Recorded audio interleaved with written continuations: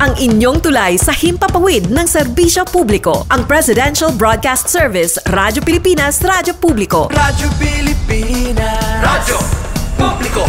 Kinilala ng pang-international at prestigyosong Asia Pacific Broadcasting Plus Awards 2025 para sa kategorya ng Government Streaming. Ito ay dahil sa epektibo nitong pagsasanib ng mga tradisyonal na media tulad ng telebisyon, radyo at print para masabayan ang mabilis na pag-inog ng mundo ng digital at social media tungo sa mas epektibong paghahatid ng mahahalaga at napapanahong mga impormasyon sa mamamayang Pilipino. Kinilala rin ang Radyo Pilipinas dahil sa patuloy na pag-akyat ng rating. Ngayon ay matatag sa pang-4 na pwesto sa Mega Manila ayon sa pinakahuling Nielsen Radio Audience Measurement Survey. At sa social media, nakamit ang mahigit 2,000% pagtaas ng bilang ng mga sumusubaybay sa Radyo Pilipinas page sa unang bahagi ng 2025. Patunay ito na ang inyong Radyo Pilipinas Radyo Publiko ay tunay na kaagapay ng inyong pamahalaan sa paghahatid ng serbisyo sa mga mamamayang Pilipino. Mula sa aming lahat, sa ngalan ng inyong pamunuan at mga kawani ng Presidential Broadcast Service, kasama ang inyong mga himpilan ng Radyo Pilipinas sa buong kapuluan. Maraming salamat po sa inyong lahat, sa inyong pagtangkilik at pagkilala. Radyo Pilipinas. Radyo Publiko.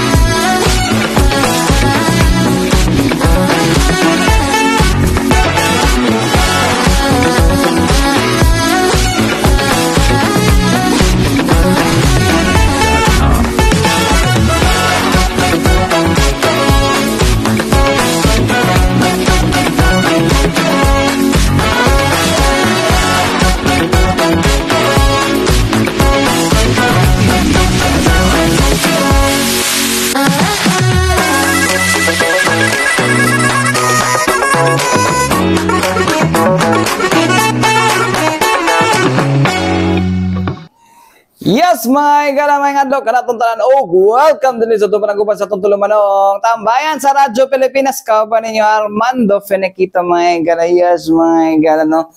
Adlaw na sa kita karong Lunes, mga gala. It's the favorite day of the week, mga gala, no. Pizza 21 na ng bulan sa Hulyo tuig 2025, mga guys. Kabulag tunga na lang, mga gala. Bare months na!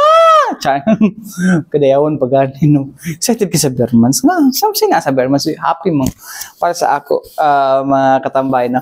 Happy mo good kayo ng ako, no? Happy kayo ng, kanang, grabe ka joyful na siya nga, kwan. No, para sa kuha na season, mga igala, no. Although guys, sa una mga igala, grabe ka lisod ang panahon na ko sa una, mga igala. Di ko ingon na medyo hayahay na, pero really unlike before, no. Nga grabe ka lisod siya, mga katambayan, no. Pero lagi kuan gid ba, no, kapag mayingon ana na, no, may mutang hopeful, no, pag maabot na ng mga burn months, no. Aside sa bonus, actually nagi kaning mentality behind, mga igala. It's not just naging part siya ng kaning capitalism and consumerism, mga igala, no, but always man good, mga igala, no, kung puntahay sa kwan lang nato idaan nato i-kwan na sa perspektibo sa tudlo sa simbahan, mga igala. Kwan man jud ang tudlo sa simbahan, mga igala. It's not consumerism, mga igala, no, but it's the hope, mga igala, no, nga if we base it sa Biblia, mga igala, no, it's the hope, no, and no matter what, kung naman ta sa dark age, mga katambayan, we always have this kind nga nadji muluwa sa atua. Mao na ang essence nga nung medyo ma-excite ko, no, although dili na wala nakita nagasimba, mga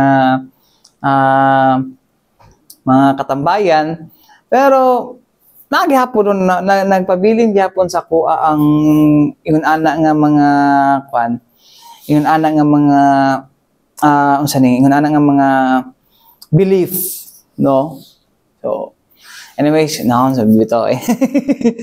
Dili bitaw ta kamusta man mo diha no sa katong mga nagkuan katong mga nag unsa ni katong mga nag nadira sa gawas karon kamusta? Wala pa ba mong giulan no? Na pa gyapon ni epekto sa ulan karon ay sa tuang bagyo mga tropical depression ba to?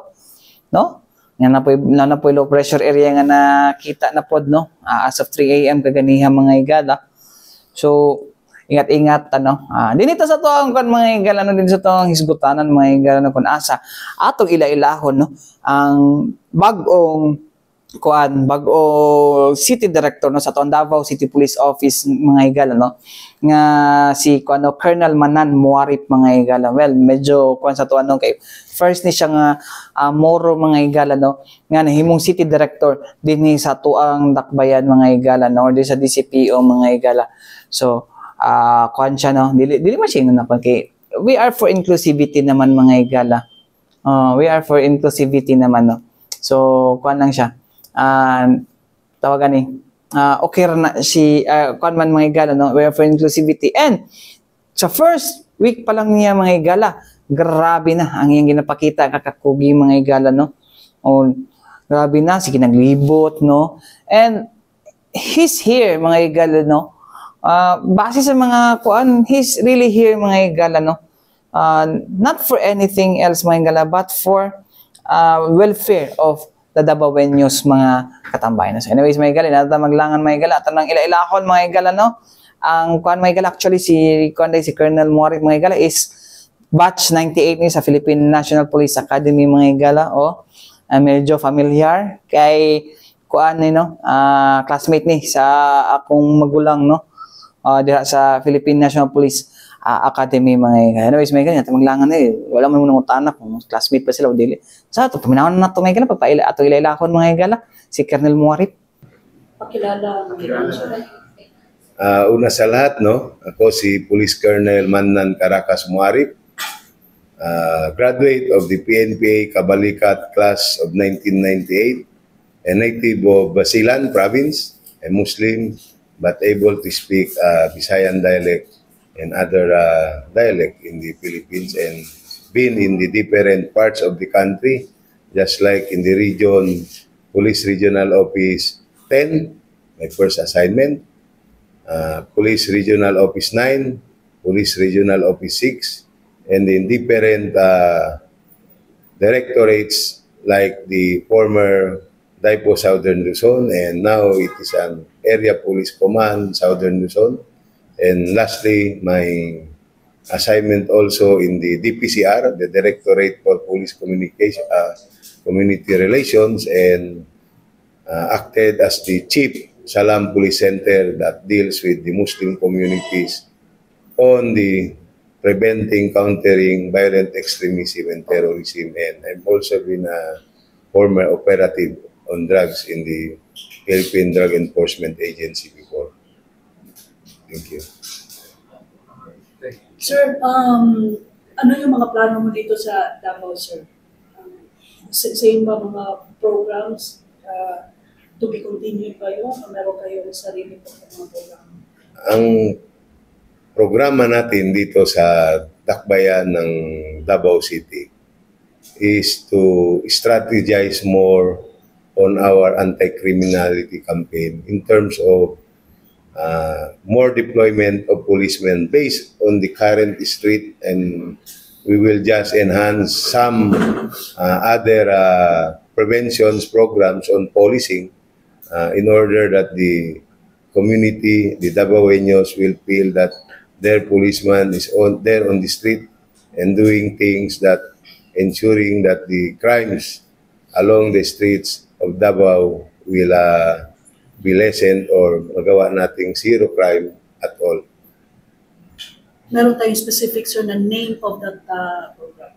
Yes, I have made it an acronym, An Essence of Davao.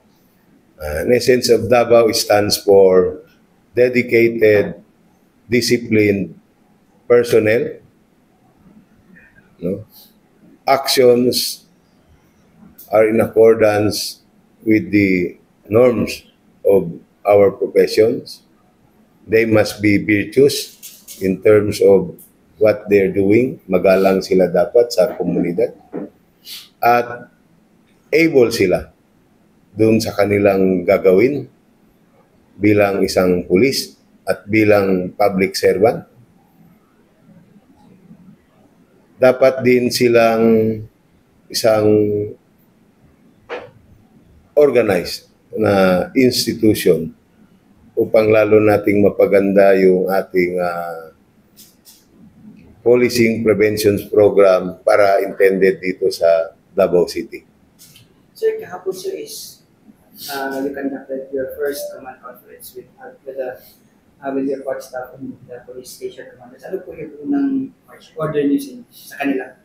So, ang marching order natin doon, yes, yesterday I have conducted the first DCPO command conference kung saan ito ay natenan ng ating Deputy for Administration, Operations, and all the staff offices and support offices dito sa DCPO headquarters to include all those special units under me and above all, the 19 station commanders of the Davao City Police Office. Kung saan ang number one doon, kailangan ay wala tayong ginagawang in violation nga doon sa norms. I'll be very strict on that part. Wala tayong mercy doon. Then, we will also conduct more enhanced operations pertaining dito sa problem ng illegal drugs in the community. At ang isang pinaka-pag-unasapan namin doon, yung strategized deployment ng ating personnel in alignment doon sa ating Chief PNP's program, yung swift responsive actions pertaining doon sa pag-response ng ating kapulisan doon sa isang incident within the period of 3 to 5 minutes. At yung deployment nila must be addressed based doon sa ating crime-prone areas, crime-prone R, upang magamit natin, masustain, mamanage natin maayos yung kapulisan natin base doon sa tamang strength nila versus doon sa laki ng AOR nila. Kasi kung hindi natin ayusin yun, hindi nila mamanage yun, then may problema tayo when it comes to crime prevention dun sa area na malaki nga, andito naman sa poblasyon, yung tamang tao at tamang preventions and interventions program na angkop dun sa locality ng bawat stations. When you assume the position, sir, ano po yung tinitingnan nyo na challenge po? Ang nakita ko challenge doon, siyempre una, ang Davao ay isang convergence ng buong Davao region. At pinupuntahan na rin ng iba't ibang mamamayan coming from other provinces, ibang region. At tulad ng Tagami, nagpupunta rin dito. Ng Manila, and it's already open as a tourist hub din. At yung business establishment dito, marami na rin talaga. So, yun ang challenge doon. How to maintain yung peacefulness of the Davao City to become it more peaceful and very much conducive for the student to reside, for the community to live in peace, at yung business, kung meron mang pupunta rito, ay lalo natin silang ma-encourage dahil lalong gaganda pa yung peaceful and orderliness ng Davao City. So in terms of crime response, crime prevention, how do you intend to impose yung 5-minute or 3-minute response? Nasubukan na rin man natin yung through Zoom Meet, Zoom video actual yun at through radio. Nakikita naman natin na address naman yun. So napupuntahan nga nila, merong mga CIMEX na ating nagawa in a matter of 2 minutes, 1 minute and 30 seconds na pupuntahan. Kasi kung makikita naman natin ang Davao area, ay marami siyang accessible roads, and one thing, meron tayong mga mobile vehicle na provided ng city na very much supported siya. Merong driver, meron siyang angkop na gasolina. So in terms of mobility and personnel, andyan ang present siya. So wala tayong dahilan na hindi natin magawa yung appropriate response within the convergence area dito sa city and dun sa mga convergence area, dun sa mga parklang areas na parang poblasyon ng kanilang bawat AOR ng bawat station. Sir, ilang days ka na ngayon, sir. How do you find the situation, especially peace and order ng Davao City, sir? Kung ako ang tatanungin ninyo, no, galing tayo sa iba't ibang lugar, naging station commander na rin tayo ng Manila City noon. Kung i-compare ko, malayong malayo ang baba ng krimen dito. Kung akong tatanungin nyo, sanay ako sa lugar na very mataas ang crime noon, di ba? At inayos ko yung crime ng mataas na crime noon, yung assignment ko. In particular noon, dun sa Malate and Sampaloc Police Station, during the time na 13, 14, 15, and 16, mga years na yun. So, masyadong very aggressive nun yung pinaggagawa namin. And same concept, kasi advanced na naman tayo, and sana magawa rin natin yun. Yung mga other things, in align dun sa gusto ng ating Chief PNP at yung gusto rin ng ating LGUs na maging total walang mga malalaking krimen na mangyari dito. So yun ang mga preventive measures natin really, na hindi mag-happen yung something that will masisira yung ating status na hindi siya peaceful. So kung peaceful man to, we'll do it more peaceful nga, sabi ko. Kasi sanay ako sa magulong lugar. Sanay ako dun sa maraming crime. So we have different approach and different strategies to address in every situation. So we'll do it based na applicable dito sa Davao City and based dun sa nakikita ko naman, kumpleto nga yung ating logistika, may marami tayong sasakyan, may marami tayong tao in terms dun sa ating police auxiliary na malaking tulong dun sa ating kapulisan at na-help nila yun to maintain and totally to make it more peaceful. Sir, after your assumption, nagkita naman kayo ng mayor, sir? So far, meron pa tayong schedule doon. We'll just wait the availability of the good mayor and hoping we can talk to him personally and hoping meron tayong interactions for the betterment of Davao City and in order na lalo pa nating mapapaganda yung Davao City with the interactions, collaborations, and partnership with the local government unit and all other sectors of society dito and other stakeholders and the communities nga tulad ng mga barangay.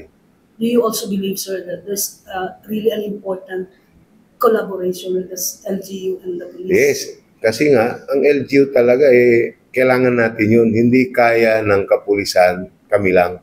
At hindi rin kaya ng kapulisan kung yung komunidad ay hindi tutulong sa atin. So, sabi nga, ang kasabihan, noon pa man, ang pulis ay komunidad at ang komunidad ay ang pulis. So, hindi pwedeng si pulis lang, hindi rin pwede si LGU lang, hindi rin pwede si komunidad lang. Dapat ito ay nagsama-sama para yung sino mang gagawa ng hindi maganda rito sa Davao City, ating mapipigilan. At kung hindi natin mapipigilan, mahuhuli natin. Tulad nga nangyayari yung other crimes dito, yes, may nangyaring crime, but the suspects are being arrested. Based dun sa mga nakita natin, halos nasusolve yung mga case. And others are all under investigation kung meron mga hindi natin kagad nasusolve. So, mao to mga katambayan, no? Si Colonel Manan Muarib mga igala, ang bagong City Director sa tuang Davao City Police Office mga katambayan, no? So, mao to, no? Dagan na siya ko ano, ang yang kon din mga igala all about positive sa Davao City mga igala, no. Believe siya sa Davao City mga igala, no. Kay unlike sa mga na-assignan daw, sanay daw siya sa kanang mga kwan daw, sa mga gubot mga igala, gubot mga igala. Pero sa Davao, wala mo siguro siya kailangan daw ikwan daw diri sa Davao City daw. Siya na mismo nag-ingon, ha. So, okay, kita daw niya, bisag kinsar daw, mag-cellphone daw dira sa gawas mga higala. Although, lagyan po ng mga salisi mga higala. Well, salisi man na mga higala, itong katong mga snatching o katong ano. Pero mag-ingat gihapon ta, oy. No? Ingat gihapon ta sa to mga kwan diya sa kawas, no? So, anyways, may gala, sa to pagbalik may gala, no, ato pang paminaw, no, more about si kang Colonel Muarip mga igala, no, isip kung sa bato yung mga move mga igala, na naman to yung mga panglatag naman niya, ato pang paminaw, no, ang uban pa niyang buot mahitabo there is Davao City mga igala, no. Sa to pagbalik human lang sa mga importante pahinumdom ning atong sibiyanan. Balik kita mga igala dito sa to panaguban sa tong tulumanong tambayan sa Radyo Pilipinas, kauban niyo Armando Fenekito mga igala. Yes mga igala. No, dinito sa to ang hisigutan ng mga igala, sa to ang pagilaila, sa to ang bagong city director nga si Colonel Muarip. First time ako yung mga igala nga nagkapaila-ila dagit siya na ay napingan ani sa una. Ay, ang wala na ko ka bantay, no, kay after atong nahitabo sa una mga igala kang no, itong mga nahitabo medyo wala na, medyo ang ubang mga city director marag-ilap na nga muhatag sa pero kani siya karon mga igala very gini si Colonel Muarip mga igala, very transparent pod mga igala, no. Alam siya wala bago pa man siya, pero ang iyang is very upfront siya sa iyang approach mga igala, no. Wala siya wala kaning nakita na ako nga murag ni siya tawag na to ani trabaho ra ni siya mga katambayan, no. Although well kani siya taga Mindanao mapula siya, no, from Basilan, no. Dito muna siya dito siya na no, and then unang assignment po niya is Mindanao, no, Cagayan de Oro City, no. Mo gani nakaingon ko kay amigo kay sila sa ako magulang ko nung utana, no. Amigo kay sila kay sabot atong pag-graduate nila sa academy sa una, sila tawagan ni kanang sabay sila na assign sa Region 10. Tapos mo to medyo challenging siya daw ang kay unsa ni dadoy mga media nga mo kanang kusuki mo tira, di ba? I mean anak god kusuki mo tira nga mga media, tapos daw kaayo daw unsa ni kusong mutira ng mga media, so ang ubang mga pulis magalanganin kay mo lang weakness sa una, no, but wala gyud siya ni atras gid, no. And right na ningon siya nga kung naman mo actually casual lang to, no, pero yang ingon nilini siya kanang verbatim mga igala, no, nga kung naman may mali nga nabuhat tapos inyo may it's your job, no. Basta, we are just doing our job mo. Ito yung ingon sa mga. So, anyways, mga igala, alang sa ubang mga pahayag mga igala, gikan kay Colonel Muarip mga igala, no? Ato siyang paminawon mga igala, no, sa maong interview nga nahitabo last Friday. In terms of our fight, no, in illegal drugs, so, paano natin i-implement ito with your leadership? Yes, I intend to meet all my drug operative in the city, not only here in the DCPO headquarters, but to include all those in the stations. Per se, formerly, I'm also a drug operative before, and I know my approach and I know my things pertaining dun sa drug operation, and we also need the help of the barangay because the barangay plays a vital role upang yung isang lugar ay mawalan ng problema ng droga, kasi itong problema ng droga is not only a problem that must be faced by the policeman. Andyan yung Philippine Drug Enforcement Agency natin. So andyan yung kapulisan. The more na kailangan natin yung barangay and the community to give us further informations as to the involvement kung meron man na nandun sa kanilang mga barangay. So, meron tayong strategy gagawin at tuturuan natin lalo pa yung ating mga drug operative how to combat drugs in the respective areas. Sir, under your leadership, sir, possible thinking naman, sir, yung doon ng mga station commanders, sir, or any officers na nasa baba po? So, ako kasi ugali ko, per se, tinitingnan ko, yung lahat ng taong dinadatnan ko ay wala pa namang siyang nagawang something that will jeopardize his position.